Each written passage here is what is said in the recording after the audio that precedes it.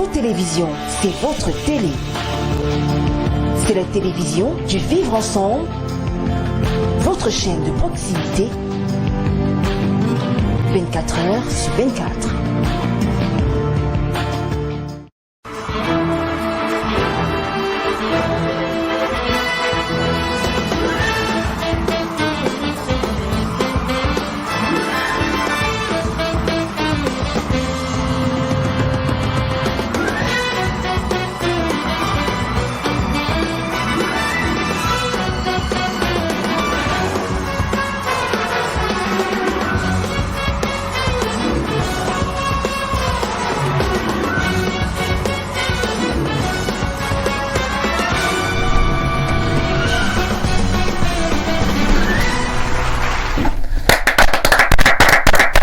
Ah bien voilà madame, monsieur, chaque jour est un jour nouveau, les jours se suivent mais ne se ressemblent pas du tout. Ce que nous avons fait hier, c'est pas ce que nous allons faire aujourd'hui, ce que nous avons dit hier, c'est pas ce que nous allons dire aujourd'hui. Nous sommes justement vendredi, 13e jour du 11e mois de l'année en cours, 2000 plus 20, et qui dit vendredi dit début du week-end, et forcément c'est un week-end qui s'annonce tout feu tout flamme, week-end qui s'annonce whisky sur la champagne, et c'est bien évidemment le monde en relation.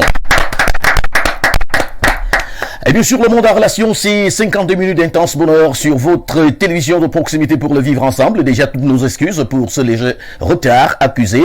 Au démarrage de ce programme, qu'à cela ne tienne, nous serons ensemble jusqu'à 17h passées de 52 minutes, heure à laquelle nous mettrons le programme avec la clé, voilà, dans vos poches, espérant la retrouver vendredi prochain. Et comme d'habitude, sur le plateau pour m'accompagner, ils sont déjà confortablement installés, en attendant bien évidemment l'arrivée de Odile Pahaï, Landry Pierretta Massayoga qui est déjà confortablement installé. Bonne arrivée Landry. Bonsoir Carlos. Comment tu vas? Je vais très bien, merci. Ça fait plaisir. Le plaisir également partagé. Nous sommes vendredi. Ouais, nous sommes vendredi. Et comment s'annonce déjà ton week-end? Ouais, c'est vrai que j'aurai un week-end assez chargé. Parce que... tu le passeras sur place? Bien sûr, sur place. Je suis arrivée déjà un peu bousculée parce que j'ai la remise de mes documents de fonds de soutenance, autant pour moi, à les remettre dès le début de la semaine prochaine. Donc voilà, courage. Mon week-end, vraiment, il sera très, hyper chargé. Mais quand cela ne tienne, j'ai fait l'effort d'être là avec nos téléspectateurs ce soir. Je dis bonsoir à tous ceux qui ont choisi de nous regarder. Je leur souhaite bon début de week-end. Au président directeur du groupe La Météo qui me regarde sûrement quelque part sur le ciel de Yaoundé, je ne sais pas trop. À nos fan clubs, Bachia, Pousseri, Douala, Kribi, même ceux de la diaspora qui sont salués et un big up à tous. Alors Patrick Ebara, bonne arrivée. Merci Carlos, bonsoir. Comment tu vas? Ah très bien, super. Ça fait plaisir hein. Ah, merci, le plaisir est partagé. Donc, je vais profiter de dire bonsoir à nos téléspectateurs qui sont déjà connectés sur le monde en relation. Ici, c'est le divertissement, c'est l'ambiance, ça va aller, ça va donner et j'espère que vous vous sentirez bien. Alors, nous serons ensemble justement jusqu'à 17h passées de 52 minutes et comme l'a dit Patrick, j'espère que vous vous sentirez bien et la thématique de cet après-midi, chers téléspectateurs, dans une vie comme dans l'autre, doit-on tout pardonner? Dans une vie comme dans l'autre, doit-on tout pardonner? C'est bien évidemment la thématique de cet après-midi, tout au long de ce programme vous aurez à intervenir et c'est une grosse équipe qui est mobilisée pour vous servir. Et il y a Ben Vaz, comme d'habitude, qui assure avec maestria du côté de la réalisation de ce programme. Nous lui disons déjà bonsoir et surtout bon début de week-end. On va également remercier Janvier Désiré Kenge, Decamix du côté de la diffusion. En tout cas, c'est lui qui manipule les 15 000 boutons de cette grosse console de l'autre côté là-bas. C'est pas donné à n'importe qui. Merci pour tout ce que tu fais pour les téléspectateurs d'Info TV. On va également remercier le président directeur général du groupe La Météo, monsieur Verdudonné, qui apprécie ce que nous faisons au quotidien. Alors, en attendant, comme je le disais il y a quelques instants, l'arrivée d'Odile, je pense que nous allons prendre la première articulation et c'est avec le concours de la régie, vu sur la toile, tout de suite et maintenant.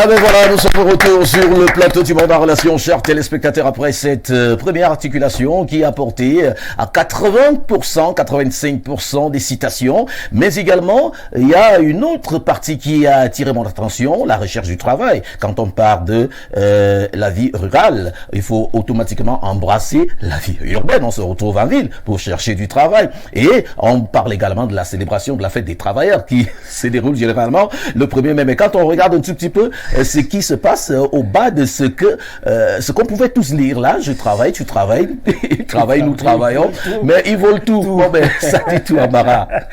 Évidemment, Carlos, ça, moi, personnellement, j'ai apprécié. Parce que vous savez, nous, aujourd'hui, on se donne la peine de travailler. Beaucoup de Camerounais travaillent dur pour atteindre le sommet, et bien dur. Ah oui. Mais ils sont quelque part, ils amassent, et eux, ils font de ça leur propriété. Pour que les gens m'entendent bien, me comprennent très bien, il y a des gens qui ne travaillent pas, qui sont payés par l'argent du citoyen lambda que je suis. Oui. Mais au lieu de se contenter même de ça, ils vont au-delà et puisent plus. Tout pour moi, rien pour les autres. Rien pour les autres. Voilà. Alors, je crois que Patrick Abara, il a tout dit. Alors, Landry Pierrette, si on revient un tout petit peu sur cet aspect-là, parce que quand on sait qu'on se réveille le matin pour aller travailler, tu travailles, mais il y en a qui sont là, qui n'attendent que, paisiblement, n'attendent que tes efforts, voilà, pour venir tout ramasser. Ouais, c'est vrai que ça embarrasse, ça met mal en point de savoir que bon, moi je travaille tous les jours, de jour comme de nuit, mais il y a d'autres personnes qui ne le font pas. Et puis ces personnes-là vivent mieux que moi. C'est un problème. Ouais. Que celui qui ne travaille pas autant que toi vit mieux que toi. Sinon, pour vivre, je sais pas, tu aurais pu vivre mieux que lui, mais c'est le contraire. Là, ça rend, parfois, ce qui refroidit une certaine catégorie de personnes dans notre société. Tout à fait. Ce qui n'encourage plus nous, les jeunes que nous sommes aujourd'hui, à travailler dur. Parce que c'est ce qui pousse la majorité à choisir la voie facile. Pour dire que bon, voilà, je vais travailler dur. Mais il y a d'autres personnes qui vont s'enrichir derrière mon dos. Alors, ça ne sert à rien. Nous tous, on veut être, comme nous tous, on veut être riches, alors il faudra emprunter la mauvaise voie. C'est pas ce que je conseille à mes frères ou bien à tous ceux qui nous regardent ce soir. C'est pas ce que je conseille, mais je dis c'est ce qui conduit, qui entraîne, qui voilà, ce sont les répercussions de cela le plus souvent. Donc c'est mieux, je m'adresse à toutes les personnes qui ont l'habitude de prendre, de tout voler là. Oui. Je vais pas entrer dans les détails, mais apprenez à prendre et laisser pour les autres, comme Patrick a dit, tout pour toi, rien pour les autres. À partir d'aujourd'hui, vraiment, il faut changer cette phrase-là. Un peu pour moi, un peu pour l'autre, ça va aller. Ça me rappelle une image que je regardais quelque part. Un chasseur qui va, n'est-ce pas, à la chasse. Il a son arme à feu, il a l'arc, il a tout ce qu'il faut pour abattre n'importe quel gibier en brousse. Et là, quand il rentre, il a comment ça s'appelle, le buffle de ce côté. Il a, bref, tous les cousteaux gibiers que vous pouvez imaginer en brousse. Alors, maintenant, chemin faisant, il rencontre un jeune homme qui est là, lui, il est à la recherche des sauterelles, parce qu'il sait que il ne pouvait pas, il n'a pas, n'est-ce pas, cette chance-là d'avoir ces gibiers. Lui, il se contente plutôt de ces sauterelles. Et le type en question, il prend encore sur lui de ramasser, de récupérer, n'est-ce pas, ces sauterelles. Dit, non, voilà, ça m'appartient. Alors, donc, pour dire, c'est pas du et tout. celui-là pour manger maintenant, comment est-ce qu'il fait? Ça, c'est donc la grosse interrogation. Il ne se soucie pas de l'autre. Voilà, il ne se soucie pas de l'autre. C'est tout pour moi, rien pour l'autre. Intérêt personnel. Ce jour, vraiment, apprenons à dire un peu pour moi, un peu pour l'autre. Partageons ce qu'on a. D'accord. C'est de ça qu'il s'agit. Alors, c'est ce qu'on peut retenir cet après-midi, hein, chers téléspectateurs, vous qui nous rejoignez à l'instant. Alors, pour revenir sur la thématique de cet après-midi, justement, dans une vie comme dans l'autre, doit-on tout pardonner? Dans une vie comme dans l'autre, doit-on tout pardonner? Je vais d'abord commencer par la dame. Parce que là, généralement, ce sont les dames qui disent, bon voilà, moi je ne sais pas pourquoi est-ce que je vais pardonner à autrui, je ne sais pas pourquoi je vais pardonner à... Alors, Landry Pierrette, alors, elle t'interpelle cette thématique certainement.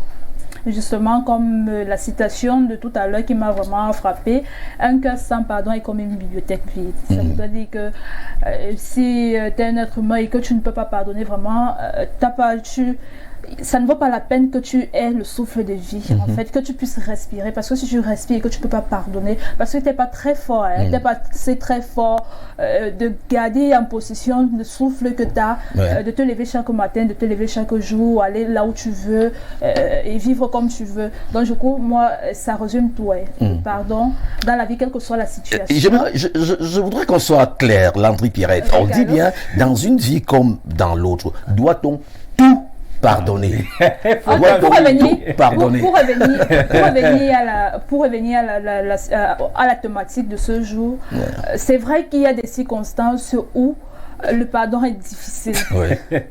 Il y a des circonstances où le pardon est difficile, mais laisse-moi te dire, Carlos, que c'est dans ces circonstances-là que le pardon s'avère très très nécessaire pour celui que tu dois pardonner, pour que celui-là a pu s'avancer. Est-ce que tu te sentiras à l'aise de savoir que telle personne peut-être n'avance pas ou alors ne peut pas avoir la paix du cœur parce qu'il n'a pas ton pardon? Donc c'est vrai que parfois on se retrouve, il y a notre prochain nous fait quelque chose de très dur, qu'on a de la peine à pardonner, mais c'est avec le temps que toi qui as reçu ce coup dur, avec le temps, essaye de pardonner parce que je vais dire, ça n'a pas juste d'impact sur la personne, sur l'autre, mais aussi sur toi. Comment est-ce que tu portes ce poids-là? Si tu accorde le pardon à l'autre, toi-même tu te sentiras soulagé. Je parle en connaissance de cause. Voilà, alors maintenant, et si on prenait, avant que Patrick ne prenne la parole, et si on prenait un cas particulier, c'est-à-dire la vie en couple.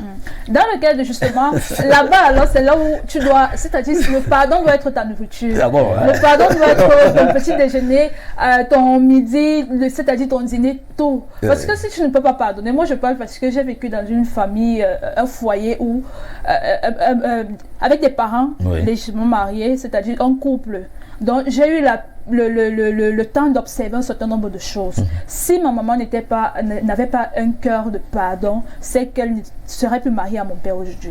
Voilà, parce que la femme, c'est le pardon. Et c'est ce que moi-même j'ai compris. J'avais dit à ma mère, dès mon adolescence, j'ai compris que la vie en couple ou alors le mariage, c'est cultiver le pardon. Parce que si tu ne peux pas pardonner, tu vas fuir le mariage. Donc, c'est un cas exceptionnel, Carlos. Si la femme, surtout la femme, parce que c'est beaucoup plus les femmes qui reçoivent des coups durs.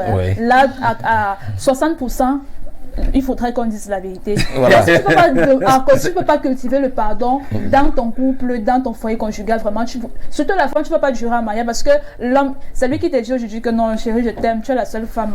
Après, demain, il te dit que non, je suis avec mes amis, je suis en train de. Alors qu'il était quelque part. Et quand tu apprends ça, c'est toi qui peux tomber sur un sous-vêtement d'une femme dans sa veste. C'est toi qui peux tomber sur peut-être un papier de OM qu'il a fait à un numéro, je sais pas. C'est toi qui peux, tu peux trouver des taches de rouge à lèvres, comme j'aime le rouge à lèvres. Tu as un vêtement, tu fais comment? Tu le laves ou tu le brûles, tu fais comment? C'est ça. Donc si tu ne peux pas avoir la maîtrise de soi et puis le pardon, te calmer que bon, j'attends mon chéri, je lui demande qu'est-ce qui s'est passé, tout il m'explique, voilà. Même si c'est pas vrai, on dit souvent que même si c'est pas vrai, mon frère, tu acceptes ça comme ça et puis tu dis pour tes enfants, pour la paix de ton couple.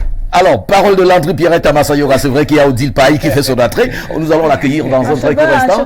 Voilà, elle viendra également nous dire un mot sur la thématique, la thématique dans une vie comme dans l'autre, doit-on tout pardonner? Alors, avant justement d'accueillir Odile, alors Patrick, si on revenait un tout petit peu sur ta vision, comment est-ce que toi tu conçois cela?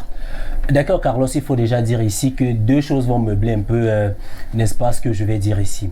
La première chose, tout simplement, c'est quoi? J'ai lu un ouvrage quelque part, Libre derrière les barreaux. Ne pas pardonner à quelqu'un, c'est se condamner soi-même.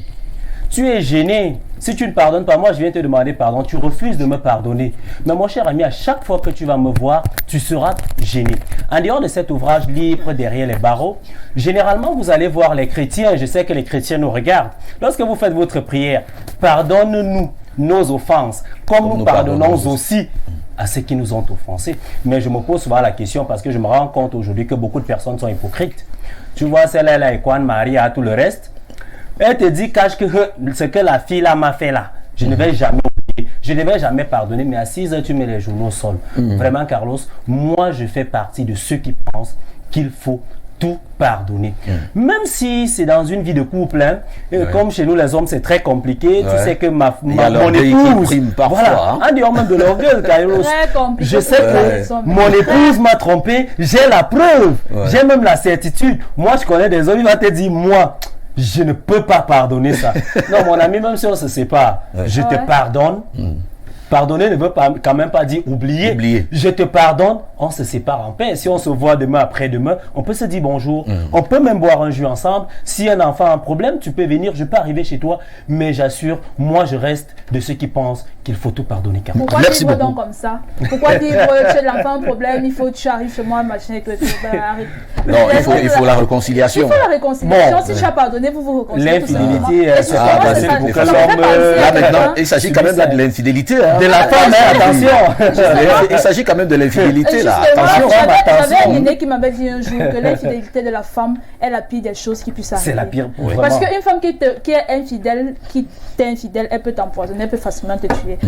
Pourquoi? C'est vrai, bon, moi je sais pas. Ça peut pas être le cas pour l'homme. Non. Un homme qui te trompe. L'homme lui va à l'échauffement, l'homme va à l'échauffement. Il sait que n'importe comment. Il sait que n'importe comment. Bien, alors, Odile Païki nous a rejoint sur le plateau. Bonne arrivée. Oui, bonne arrivée, merci tout le monde et puis bienvenue aussi au Monde des Relations. Je m'excuse du retard. J'entre là dans un débat quand même assez. Écoute, il y a plein de garçons qui m'embêtent ces derniers temps. Ah bon? Là, je comprends. Là, il ne s'agit plus de Carlos. Non, c'est une histoire un peu compliquée. Le week-end passé, la semaine dernière, on nous a abandonné. Il fallait bien que je me console. Voilà, je suis arrivé sur un sujet, je suis arrivé en plein dans un sujet où on parle de pardon. Le pardon, c'est toujours bien. C'est une force de repentance en soi. C'est une force parce que moins tu pardonnes, plus tu as de la rancœur et plus tu souffres parce que je crois quand même que la souffrance amène la haine, la méchanceté, les frustrations entre autres. C'est ce qu'on voit même en politique mais un peu partout dans la vie quoi. Mais je pense quand même qu'il faut pardonner, d'abord se pardonner à soi-même puis pardonner à l'autre. Si on n'a pas une ouverture d'esprit, on ne pardonne pas, ça veut dire quelque part on est un peu dérangé mentalement, psychologiquement. Je ne dis pas qu'il faille oublier parce qu'on n'oublie jamais facilement rien, mais ça nous apprend des leçons, les expériences nous apprennent des leçons. Je pense qu'il faut pardonner et néanmoins il faut toujours faire attention. Pardonner ne veut pas dire qu'on est fou, on est bête. Pardonner ça veut aussi si on a déjà pardonné une première fois, on a pardonné une seconde fois. Deuxième fois. Quand tu as déjà fait un coup, il faudrait que tu mettes ça dans la tête que voilà, c'est une étape de la vie. Voilà, le monde n'est pas fait comme il est, le monde n'est pas bon, tout le monde se ressemble là. Voilà, chacun a ses défauts. Il y en a qui ont des défauts bien plus élevés que les autres. Bon, il y en a qui se contrôlent, mais il faut savoir quand même que dans la vie, il y a des hauts et des bas. Il faut savoir les supporter et puis avancer. Je pense que le tout c'est d'avancer dans la vie. D'accord, le tout c'est d'avancer dans la vie. Merci beaucoup Odile Paï, même comme elle nous a rejoint avec quelques minutes de retard. Voilà, elle nous a parlé des garçons qui l'embêtent. Je te le dirai en off. Pourquoi? Je te le dirai en off. J'arrive ici. Tu nous as manqué là. Tu nous as manqué. Puisque je suis donc là. Landry a présenté. Mais je suis là. Je suis là. Merde, putain, il y a quelque chose. Je vais te faire. De toutes les façons. Il y a des gars qui m'ont envoyé des messages. Ils ont kiffé. Que voilà, Carlos n'est pas là. Est-ce que tu peux nous accepter? Oh là là.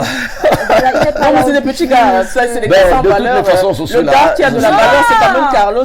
Le week-end dernier, je traversais des moments très difficiles. Il fallait accompagner, n'est-ce pas, mon tonton à sa dernière demeure. Merci, c'est la raison pour laquelle je vous ai manqué. Bon, Dieu merci, je suis là. Et l'ambiance, elle est la même. Et jusqu'à 17h, passé de 50 minutes. Son chapeau, hein. Il est chaud. Merci beaucoup.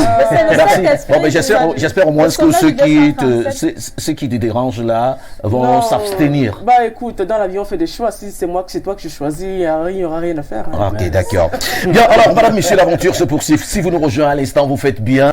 Et c'est toujours le Monde en Relation, ce talk show, voilà, j'y arrive, qui nous permet, n'est-ce pas, d'amorcer le week-end dans de très bonnes conditions, sans anicroche après une semaine de dur labeur. Et comme je l'annonçais d'ailleurs à l'entame de ce programme, et c'est forcément un week-end qui s'annonce tout feu tout flamme. Tout de suite, nous allons prendre cette autre articulation avec le concours de la régie ActuBuzz. Tout de suite et maintenant. Press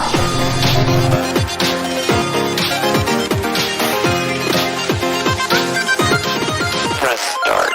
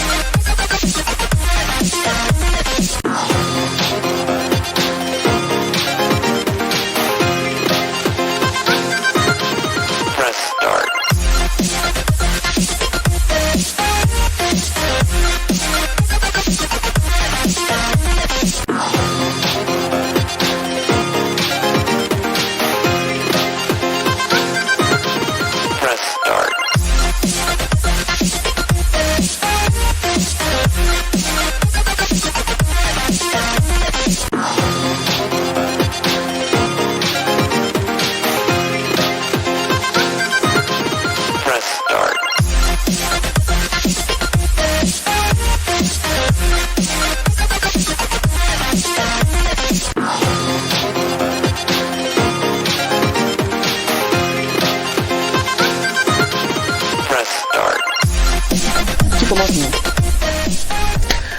Ah ben voilà, nous sommes de retour, chers téléspectateurs. Bonne arrivée à tous ceux qui nous rejoignent à l'instant. Odile est là, Landry est là, Patrick est là. Ils sont tous confortablement installés. Et là, c'était la deuxième articulation de votre talk show. Voilà, qu'est-ce qui m'arrive.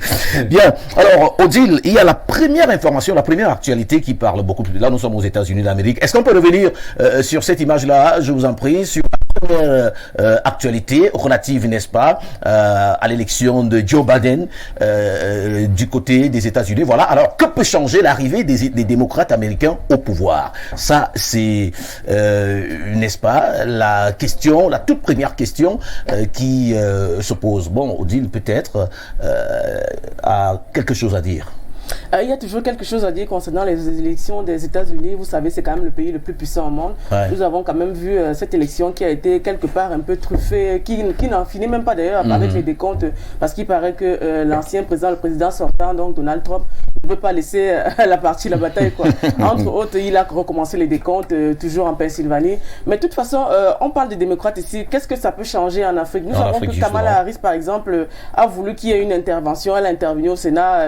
Elle a voulu qu'il y ait une intervention au Cameroun concernant la guerre au nord-ouest et au sud-ouest, ce qui n'a pas été accepté déjà par le Parlement et puis par la grande chambre internationale là-bas aux États-Unis. Entre autres, on ne sait pas réellement ce qui peut se passer quand les démocrates seront au pouvoir concernant la crise dans le nord-ouest et le sud-ouest, parce que là, je crois que dans la titraille, c'était beaucoup plus dans le cas spécifique du nord-ouest et du sud-ouest. Néanmoins, les démocrates ont toujours été assez souples. C'est vrai que nous avons des républicains qui quelque part sont un peu beaucoup plus ancrés, beaucoup dans le domaine beaucoup plus de l'économie. Ils souhaitent beaucoup plus, lorsqu'ils sont au pouvoir, de faire évoluer leur économie et toujours de garder cette place au top niveau. Et entre autres, normalement, les républicains et les démocrates sont souvent comparés aux socialistes. Vous savez que les socialistes, quand même, c'est ceux qui, avec le temps, on a l'Obamacare qui a par exemple été refusé, ce qu'on appelle ici au Cameroun la CSU, qui va peut-être être revisité, on ne sait pas réellement. Et entre autres, nous avons justement ces relations bilatérales entre les pays africains qui, quelque part, essayent de trouver une. Vous savez, par exemple, à l'époque, quand il y avait Bill Clinton, il avait pu réunir déjà les Palestiniens et d'un côté, puis les Juifs, entre autres. Vous savez, ça veut dire quelque part aussi, il renforce beaucoup plus les relations diplomatiques. On ne sait pas réellement ce qui va se passer. Mais concernant les guerres qu'il y a eu, on ne peut pas dire aussi que les démocrates ont toujours été tout blancs. Parce qu'entre autres, nous avons eu sous l'ère même parent de Barack Obama, on a tué Ben Laden. Il y avait sous l'ère, il y a beaucoup de démocrates qui sont passés avec plein de guerres qui se sont passées, entre autres. Mais on ne dit pas que les relations puissent mal se passer. Nous, ce qui nous intéresse, c'est d'avoir une élection libre, comme on a eu aux États-Unis, avec plus de 290 voix pour Joe Biden, qui n'a pas été contesté, mais qui aujourd'hui est contesté par un président quelque part un peu, on ne sait pas comment le qualifier, mais pour l'instant, plein de chefs d'État l'ont déjà quand même assez félicité pour cette victoire, et on attend justement le 20 janvier pour l'investiture. L'investiture, justement. Alors, Patrick Ambara, certainement, moi dire avant de revenir sur le cancer du col de l'utérus avec ce vaccin qui fait polémique. Déjà dans l'église catholique qui n'accepte pas réellement, et puis le ministère qui a décidé que il faut avoir l'aval, on peut avoir l'aval des parents avant d'accepter ce vaccin dans les écoles. D'accord. Alors Patrick, un mot, n'est-ce pas, sur cette actualité relative, n'est-ce pas, aux démocrates? Il faut déjà le dire ici, Carlos, l'arrivée des démocrates au pouvoir, personnellement, ne va pas changer grand-chose, n'est-ce pas, entre les relations entre les États-Unis et l'Afrique. Pourquoi? Il faut déjà se dire que sous l'ère Obama, lorsqu'il a pris déjà le pouvoir, Obama même a été d'abord clair pour un début. Il n'est pas le président des Africains. Et je peux vous mettre au défi quelles sont les réalisations de Barack Obama en Afrique. C'est vrai que Joe Biden, en prenant, n'est-ce pas, en inscrivant dans sa première ligne les premières directives, il a parlé de la pandémie à Covid-19 qui sont ses priorités. Il y a également quelques pays africains qui sont, n'est-ce pas, inscrits en première ligne. Je pense qu'il y a le Kenya, l'Éthiopie. Il faut voir, parce que vous savez, en communication politique, on cherche toujours à convaincre. Il faut mieux convaincre. Il a compris que pour gagner les élections, son prédécesseur, n'est-ce pas, Donald Trump, était plus axé. Il a mal géré la pandémie à Covid-19. Il fallait jouer là-dessus. Il a eu les Américains. Donald Trump s'intéressait peu aux Afro-Américains. Il a joué là-dessus pour avoir ses élections. Donald Trump s'en foutait de l'Afrique. Son problème, c'était l'économie américaine. Et alors, lorsqu'il a vu que voilà les trois failles, les trois faiblesses, n'est-ce pas, de mon prédécesseur, qu'est-ce que je peux faire? Il a inscrit tout cela. Il a dit, moi, je vais faire ci, moi, je vais faire ça. Vraiment, faut pas se tenir au langage des hommes politiques. L'homme politique vend son idéologie politique. Il dit ce qu'il ne pense pas. C'est ce qu'il fait qu'il ne dit pas. Il vous surprend toujours.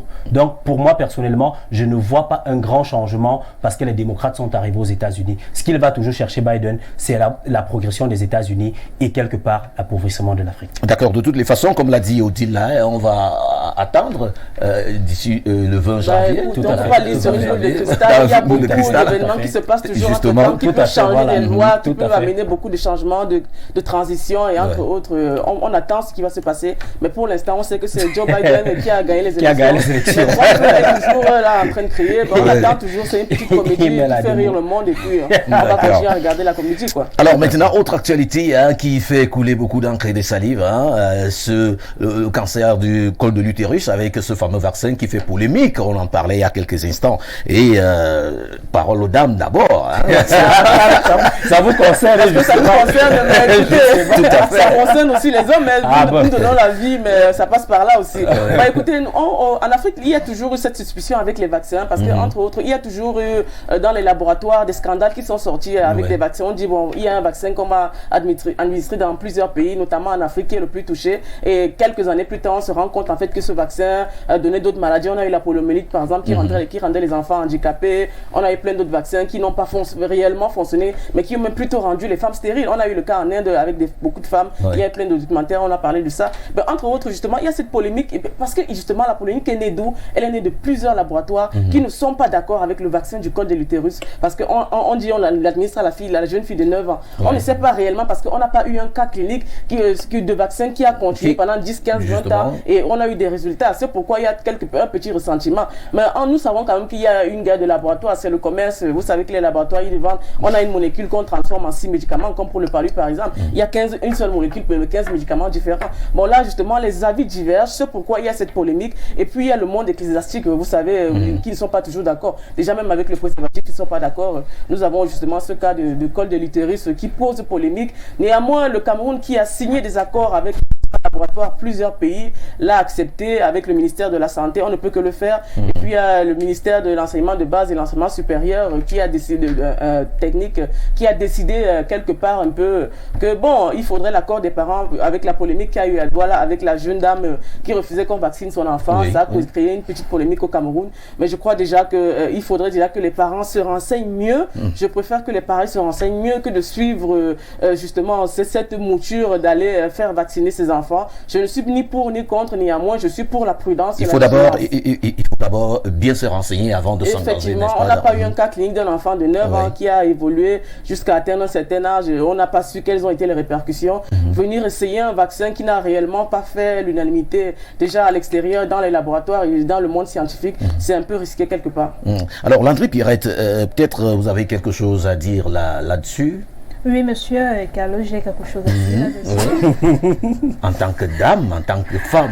Bien sûr, c'est vrai. Moi, je comprends les parents, je comprends les parents qui ont un peu une réticence à propos de ce sujet-là parce que, comme Odile l'a dit, on a eu des cas où cela n'a pas totalement marché. Ça a eu des impacts négatifs sur des personnes qui ont reçu ces vaccins-là, surtout en Afrique, surtout chez nous en Afrique. Donc voilà pourquoi... Donc on dit que tout ce qu'on envoie comme vaccin en Afrique, voilà pourquoi... Il y a toujours avec des justement, répercussions et la dernière polémique du vaccin du Covid, par rapport au Covid, la frayeur que les parents ont eue, avec tout ce qui se disait, voilà, c'est en Afrique qu'on vient tester et tout, c'est pour que les Africains puissent... et toi, avec tout ce qui se passe également dans les régions du sud-ouest, nord-ouest, où les élèves meurent, tu envoies ton enfant à l'école et puis on peut l'administrer un vaccin. Tu n'as pas le temps, tu ne sais pas réellement si ce vaccin-là peut porter atteinte à ton enfant, à la santé de ton enfant. Qu'est-ce qui te prouve? C'est vrai, comme Odile l'a dit, c'est du commerce, si on peut le dire ainsi, ces vaccins et autres, là, c'est pas forcément prouvé que ça marche à 100%. Ce sont des arrangements, parfois ce sont des arrangements, on s'en fout parfois de la vie des enfants des autres qui sont mis en danger, parce qu'il faudrait dire que ces personnes qui envoient même ces vaccins-là, parfois leurs enfants sont à l'abri. C'est nous autres qui subissons. L'enfant de 9 ans, je suis sûr que les gens qui vont administrer ce vaccin aux filles de 9 ans là, son enfant de 9 ans sera bien gardé à la maison.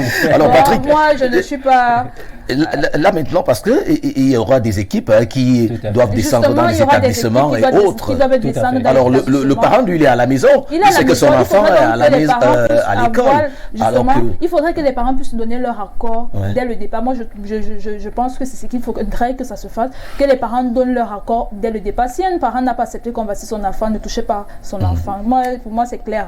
Alors, Patrick, certainement, pour revenir un tout petit peu sur les équipes qui vont descendre sur le terrain dans les différents établissements, Landry parlait tantôt de l'accord. Alors, le processus sera comment? Est-ce que le parent viendra rencontrer les responsables d'établissement, ou alors quand on regarde peut-être dans un établissement scolaire qui peut avoir des centaines d'élèves et quand une équipe arrive, bon, l'équipe ne saura pas qu'il y a tel parent qui a contacté tel, et puis on se retrouvera dans des situations critiques. Bien sûr, Carlos, et c'est ce que nous craignons justement, parce que depuis que cette histoire du vaccin du col de l'utérus a commencé, il faut dire qu'il y a eu un problème de communication à la base. Il y a eu un problème de communication. Lorsque vous dites il faut l'accord du parent, est-ce qu'on a délivré à chaque élève un carnet où le parent va signer que j'accepte que mon enfant et là, tout le monde reçoit tout ce sera la procédure en fait. Il y aura justement un accord entre les parents et l'établissement. Oui, remettre aux parents. Quand on remet aux enfants, par exemple, on ne peut pas convoquer tout, je sais pas. Tout à fait. Si on convoque tous les parents d'un établissement. Non, mais il y a la section des parents d'élèves. Voilà, justement. On peut remettre aux élèves les papiers qui qui rentrent à la maison, on va remettre à leurs parents. Le parent, si le parent est d'accord, justement, si le parent est d'accord, il donne son accord. S'il n'est pas d'accord, il dit je ne suis pas d'accord qu'on administre ce vaccin à mon enfant. Je préfère le faire moi-même, ou alors je préfère ne pas le faire. C'est clair, et puis on suit cette là, moi j'ai un problème, mais vraiment, qu'il y ait fiche ou pas, moi j'ai toujours un souci. Pourquoi est-ce que qui a dit aux Blancs que l'Africain est le cobaye? Non, excusez-moi, ce vaccin qui fait polémique aujourd'hui, on l'a administré à quel Blanc? Où? Nulle part. Voyez là, par exemple, on a parlé de Covid-19. Rendez-vous compte que on décide de venir prendre les cobayes en Afrique où nous on meurt même peu. C'est de la blague ça. Nous on meurt peu. Moi personnellement ça ne me gêne pas. J'ai les coups, j'ai les bams, j'ai les launes. Ouais. Ça ne me gêne pas. Lui qui passe le temps à manger tout en conserve. Tomate c'est conserve. L'autre c'est conserve. La maladie te touche là-bas. Vous mourrez par centaines de milliers. Mais on dit qu'on vous laisse. C'est chez moi qu'on dit donc que les Blancs arrêtent ce commerce-là. Parce que c'est un commerce entre une tranche de personnes qui reçoivent de l'argent et qui décident que oui, on va administrer tel vaccin. Il faut qu'on arrête ça. D'accord. Il faut qu'on arrête ça. Merci beaucoup, Patrick. C'est vrai, compte tenu du temps qui nous était parti, qui nous tient à la gorge, on a encore 6 minutes à passer ensemble. Alors, Odile, on va prendre la dernière actualité. Cette actualité qui a également fait couler beaucoup d'encre et de salive du côté de Douala, les avocats. Qui était en flamme, voilà, du côté de la capitale économique du Cameroun. On se pose bien la question de savoir que se passe-t-il réellement entre les hommes en noir. Oui, c'est vraiment déplorable de le dire parce que là, il y a une grosse polémique déjà. Les hommes en robe noire. Il y a Maître Assira qui est sorti, Maître Méli qui est sorti pour défendre justement leur cause. Mais je pense quand même que les dessous, avec les éléments qu'on a pu avoir, il y a une histoire de corruption de 3 millions qu'on devait remettre au juge, le juge ne se reconnaît pas dedans, qui a quand même la possibilité de statuer, parce que je ne pense pas que l'avocat a l'immunité et qu'un avocat est un surhomme. Excusez la profession, c'est une profession très respectée. Néanmoins, respectez aussi les lois, même si c'est vous qui les faites, la loi est à respecter au Cameroun. Un juge, il est dans son tribunal, on n'est pas obligé d'appeler les FMO pour venir justement semer la discorde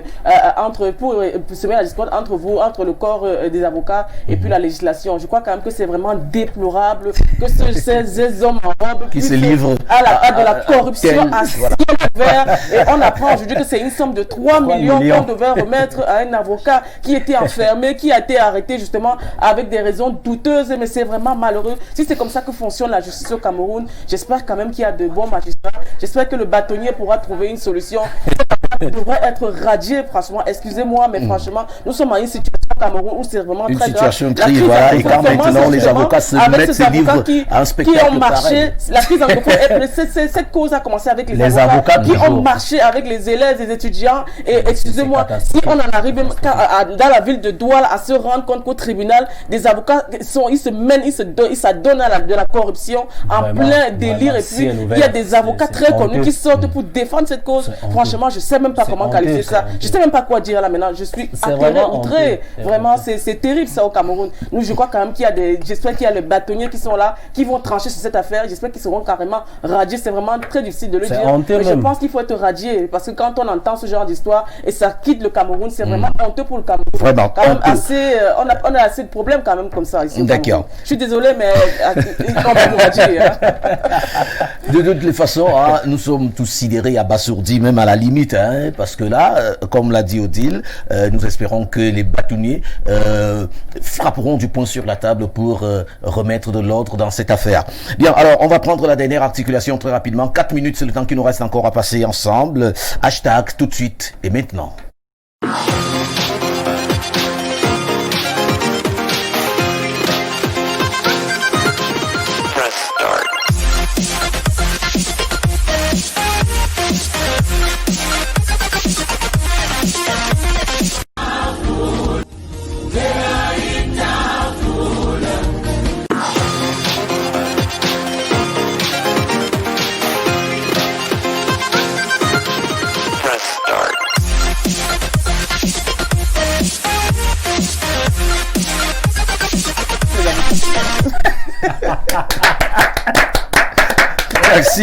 Merci beaucoup à Ben Valls du côté de la réalisation pour cette magnifique image, pour cette petite vidéo drôle.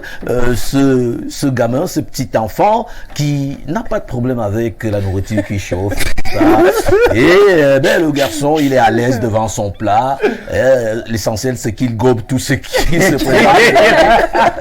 Alors, Odile, par exemple, alors, tu as un neveu comme celui-là qui t'envoie le message ou alors il dit va dire à Tantine Odile que je viens passer les vacances là-bas à la maison. Alors, quelle sera ta réaction?